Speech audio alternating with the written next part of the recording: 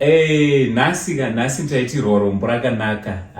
Panapa pandakagara panonzi PAKARE PAYE.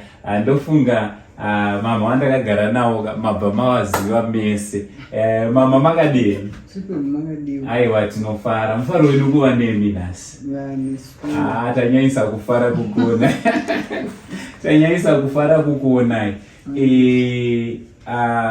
Ima muna need your introduction. Muna need your introduction zvakanyanya. Vandinawo ndo amai Dr. Oliver Mtukudzi anditi. Amai Mtukudzi, our late legend. Mama, pana PAKARE PAYE patiri. Mungada kutizivisa kuti igore ripi rakavatanga kugadzirwa nzvimbo ino, uye vision yanga iripo yakanga iri yei pana? Alright, panapa takatanga kugadzira 2003. Alright. Mudhara vaida kuita arts, andimuzoti anga ari munhu wearts. Saka chishuwo chavo chacho chekuti isafe. Alright. Art isafe. Nokuti vanhu vanotaura kuti vanhu vemagitare marombi. Saka Mtukudzi havana kuda kuti zvife, ende vakatotrena vanhu vakawanda. In fact panapa hapabhadhariswi kutrena. Alright. It's for free. Vese anambeu vaive vakabva pano for free. Vanhu ana mbeu, ana munya,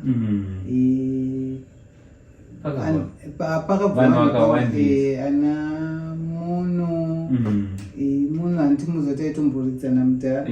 Ndiye munhu ndakaona anenge ari pachokwadi asina kana mukuvhira akavarasa. Alright. He's up to now. Alright, he's still loyal. He's still loyal. And zvakawanda zvatinoita anenge ainesu. Alright. Saka no. Mudhara vanga vaita chinhu chakanaka, asi handizivi kuti vana vacho kana kuti vaifunga kuti mudhara achiti kana aripo ndo zvinoita here, because I understand pane rume yakatombofamba kuti pavhara. Yes, rume iyoyo yakatenderera zvakanyanya yekuti PAKARE PAYE pakavhara. Hapana mbobvira pavharwa mwanangu. Alright. Mazwe kuchema munhu chete. Alright. Ndo atakavhara. Semunhu mukuru hazvaigona kuti ivo vatisiya pari kuramba pachioparate. Hazvisingagoni. Saka takatombomira I think for a month. Yes. Ndobva tazotangisa. Saka hapana mbovharwa, ende kana zvokunzi ndakatengesa zvinhu hamina kuti vanenge vachidziona kupi nyaya idzo. Hatina kana chimwe chete chatakatengesa. Alright. Ende tiri kungoramba tichingoenderera mberi nezvavakasiya kuti tiite. Alright. Alright. So muri kungoramba muchimhanya race. Taona kubva kustage kuseri. Tanzwa namukoma Fabian kuti ndo kwakanga kune PAKARE PAYE ichizoextenda ichienda kunobuda kune malodge. Pakutanga tikuona kuti kari kaground kadiki apa pakatozopesa pakura. Vision yekuzokupa extenda kudai zvakanga zvabvepi izvi? Alright, uko kuhouse of Tuku music. Alright. The whole place PAKARE PAYE, but ine madepartment uko kuhouse of Tuku music. Alright. Kureva kuti the original music yetuku muneona ikoko. And ndokune maofisi yavo neofisi yangu. Alright. Zvakudhara neDaisy's kitchen. Okay. And then back kune main stage. Yes. And then kana chita mashows mabhaa ari ikoko patinoitira. Then kuno tagara varungu vepa next door pedu panogadzirwa fenichapo. Manager chobva ati auya kulunch vanongomuti apa munopadiko apa pamunogara pakavharwa pari kutoinzira makonzo tipei. Pari kutoinzira makonzo tipei tiite. Vati offer Alright. Saka mudhara wangu anga asipo ungoenda kupiko mudhara ungoenda kuSwitzerland. Alright. Ndasa vati ufe bvanda. Saka mudhara kana out taifonana every day. Alright.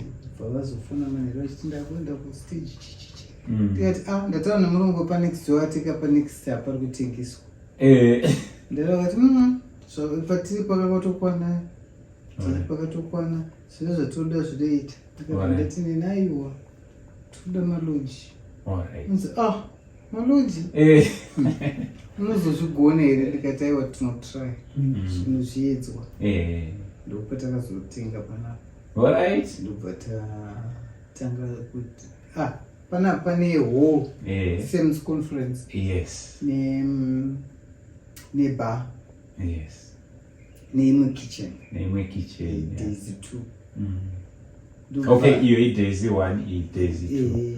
Saka isusu nekuda kwokuti taona kuti zvacho ndobva tazongoti kunokunga kuchingonzi village PAKARE PAYE. Tagara inanauziya kuti apa neapa zvina kufanana. Ndobva ndangoti maloji takuisa makabva mangonongedza kune maloji pasati pane maloji. Toisa maloji because vanhu kana vakarara vadi noise. So ndobva taita saizvozvo zvazvatongofamba. Alright. Saka taingota mbichana kusvika tadi tapedza kusvika zvaita. Alright. After nzvimbo yapera yamira zvakanaka sezvairi, makanzwa sei, especially this side ramaiziva kuti imi ndimi makatopusha kuti kunge kuripo? Ivo mudhara vakatiwo kudii after mapedza kuvaka mamira panze apo muchiona nzvimbo ine? Mudhara pakutanga vaistreseka. Murume wangu anga ari munhu asingade zvekutaura, munhu anga ari soft, ende munhu wekuti chero vanhu vakataura zvavanotaura anga asina kana argument nemunhu. Vangozvifarira but tabhadhariswa fine. Shanza ndiri kuona manje dii futi akubhadhariswa fine. Saka aiwa, but he was happy. Chandakavadira vanga vasiri mudzvinyiriri zvinoita vamwe varume kuti hauite ichi haundiudze zvekuita hapana decision inoitika asina kuti yes, because murume wangu ainyanyofamba. Saka isu taida kuti zvinhu zvedu zvidi zvifambe. So dzimwe nguva daisara akaona kuti uko ndakaenda uko ndiye anomboenda kubva ati the same house kusara ndei. Vanga vasingadi mbabvu yavo. Aiwa, vanga vasingadi. Saka tobva taenda, tikaenda kana basa racho rakaona ndoti aiwa ndaona samanyanga rega ndidzokere toona zvinhu zvakamira ndodzoka. Saka vazoona manje zvaita vakashaya zvokuti especially muza munhu wepastage kuda kufara kwavakaita stage iyo yapera vakafara zvingaita. Saka to me takaita kunge birthday present. Muri muna September vasipo vachidzoka vachiti pavakaenda vati zvinonhaidhei apo tinopaita sei? Tikati apa totonotoita sei apo tatine karori kedu katatu. Tikati maybe techingu saka takatomboita 2 loads varipo. Stage iyo yakakura kamukaimezha kubva pasi kuenda padenga inenge yakareba zve1 meter and some. Akabva ati akana tombosiya zvakadaro, ndikataisiye zvakadaro kubva vaenda kwavakaenda. Saka neighbor yedu murungu ipapa anonzi Grib anoita zvema bulldozer and the like. Ndiyo ndakazonotaura naye, varungu vanonzwisisa vasiyaniswa natema. If you are celebrating birthday vanonyatsokoshes. So ndakaenda kwaari ndikati murume wangu parikudzoka anenge achitena 20 birthday yake 22 September. Saka ndachida kumusurprise nepresent, handina present yekumupa, ndoda kumusurprise nestage. saka but what do you want? Ndinoda kuti aone kuti afila stage iyoyo wandiramira nezvinhu zvako aita zveroad ndopaakabvuma murungu uyu ndobva waita tikaifila nachidzomba anonzi Chidzomba angari operations manager. Takamira kuti iite before vadzoka vakasara kudzoka zvavo tatoita navachidzomba ende achidzomba ipapo aiwa ndinova saluta vakamira neni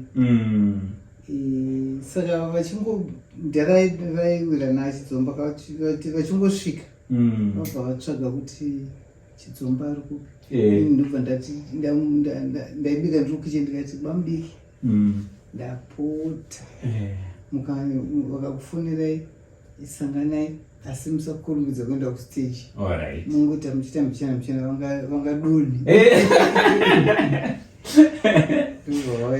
vaona stage yapera Daisy's kitchen tatorama so I think he was happy. Achizoona kuno pana padai mauya pachiitwa ine yakanga ichikarika office kadidi and iyo Sam's conference church maipisirwa furniture furniture munotenga kuBorodale kuManhattan ndoma yaiko ezvina munotonoitira kupi okay. So muridzi wenzvimbo inoinzi James Wilson. Saka munin'ina wake Alan Wilson ndiye apamhiri apo akuita steel furniture. So chimbotudzaiwo mama ndimunonatsoziva chanyanyofarirwa naDr. Oliver Mtukudzi chamaiti izvi kana vachiita besides music ndo chavainyanya chaiva chii? Mtukudzi vaifarira kurima. Up to now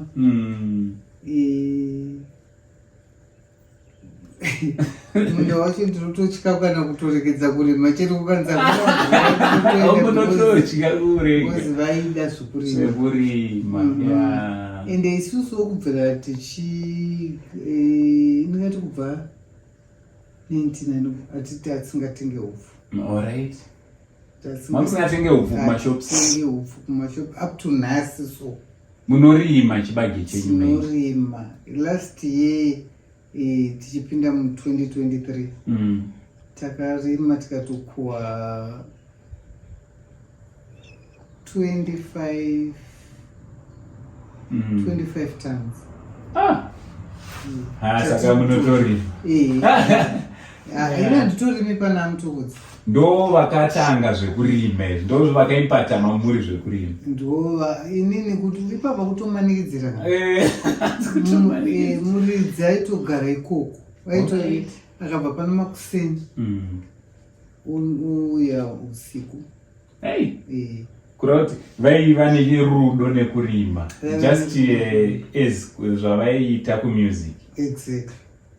Kana vasiri on tour vanenge vari kumunda kana kuti kumusha kwedu kumadziva pakasimbo ipayo waiva munhu aitoenda kumusha zvekutorevesa zvisingatoiti ende he didn't mind kuenda vega votonorara kana 2 days. Saka vaenda kumusha kwavo. Aiwa vaenda kumusha. Handiti? Aiwa tinotenda. Tikuona Pakare Paye iri kuramba ichirana zviri smooth. Kutendera kwese kwataita tatoona kuti Daisy restaurant kuri kubikwa chikafu chakanaka ende imo makanaka. Pane maactivities akawanda. Nezvipi zvamuri kuda kuzivisawo vakatitarira pazuva ranhasi concerning this place? Maitai nokundipa mukana iwoyo. Restaurant yedu iripo iri kurana 24/7. Marooms tinawo vanhu vanoda kuuya vachirara. Mufungika hapana chekuti ungaswera uchiti kwauya kuno kuti ndoda kudzokera. mazuva ano usiku wakadai kana kwasviba unotorara pakare paye unoteenzera kana tautaura saka zvese zviripo mufunge kudangotenda Mwari nesimba ravari kutipa kunyange vabatsiri vangu handiti vese vanoshanda pano vana vangu vanoshingirira. Unozoti dzimweni dzenguva hatiwani mari asi handisandamboona vashandi vakadaro kuti mama zvichaita kuti unomwari iwe manje unenge wakunetseka kuti komanje unobhadhara sei renti kwavanogara. Otherwise zvese zvekufamba zvakanaka although business ishoma dai hurumende yangoti facelift because takarasikirwa nguva yecovid. Tichibva mucovid ndopa zvakachinja kuti zvinge zvinotidzikei asi nenyasha dzavo Mwari ndizvozvo tinongodaro handizvo zvichingori mauya pangoita vanhu vashoma shoma. Otherwise rimwe zuva tinotoswera tisina manje yezvino magetsi chipo ari kuenda ende vanhu havadi zvinhu zvinopisa dai vachiendesa havo masikatika manheru magetsi orara achiita zvino unenge uine kurima futi indiri murimika vamwe vanoshandisa inonzi irrigation saka vamwe vanodiridza usiku vamwe vanodiridza masikati handisi kuzoti kuti vari tikuchinjaniswa here kakuti inonzi load shedding. Otherwise aiwa zvese zviri kuita saka zvikadai tinonoka kubhadhira kana zvinoda kubhadhira zvehurumende zvacho komari yacho tinoiona pane pasine. So masundays tanzwa kuti masunday panapa panorohwa mabhendi pane activity mungadawo kuti kudii kune vari kunze vanoto Sunday ndo family day vari kuita look forward kuuyawo kuno ngavauye zvavakasununguka mumasundays mafree ende amtukudzi vakasiya vaintroduca inonzi sunset yatinoitira kuseri kunofunga makuona every Sunday pane masunset anoitwa free maband vachinakidzwa zvavo majumping castle zvese tinazvo kugocha ikoko vachigocha vachiita zvavari kuita saka hapana kana kumbovharwa ende hapabhadhariswe pano kupinda ipapo padzokorodzei hapabhadhariswe pano kupinda vanopinda free of charge vanhu ukapinda unosvipinda wosvika upinda mubhaa mako wotenga bhiya rako kana uchidaenda kurestaurant oenda kurestaurant wotenga chikafu chako kana uchida kuenda kuroom kunorara woenda unorara pane room service room service inongozakwayo kafika diki diki otherwise aiwa hapabhadhariswe kupinda muchiona zvenyu ndosaka pachinzi paart center. Aiwa tinokutendai mama nenguva yenyu yamatipa yekuti tinge tiri tinokuonai. Aiwa atafara zvakanyanya atafara aiwa nesuwo tinotenda nekuti tsigira nekuya kuzotiita kuti tizikanwewo. Aiwa mukuzikanwa munozikanwa kare kungoti vaziye chete kuti aiwa muri kuwanikwa pakare paye. Aiwa tiripo chaizvo hatina kana kutombovhara kana one. Aiwa tinozvikudza. So muri yeZimbabwe ndofunga mangozvionera tichikurukura na mama amai Mtukudzi varipo pana pakare paye basa richiri kungoenda mberi chikafu chiri kubikwa chakanaka nzvimbo yakanaka ndofunga mangozvionera. So ndiringokurudzirai kuti uyai tizosapota basa riri panapa. It's not just an art center. Remember, this is the place which was created with Dr. Oliver Mtukudzi together with his wife.